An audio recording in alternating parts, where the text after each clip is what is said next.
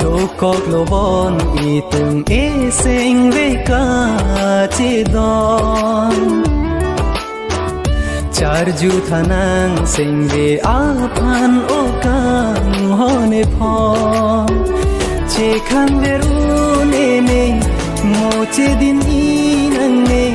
ju de puranang phan de kang hon do cọc lô nang phan ne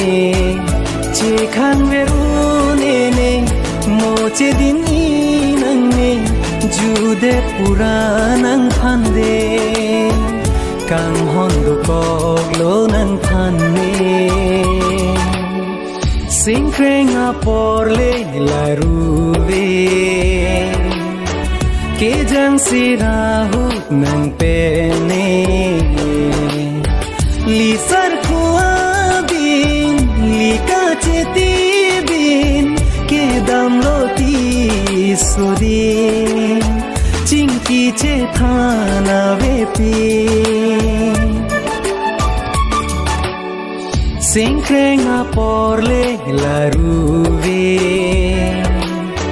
ke jang si ra hu nang pe ne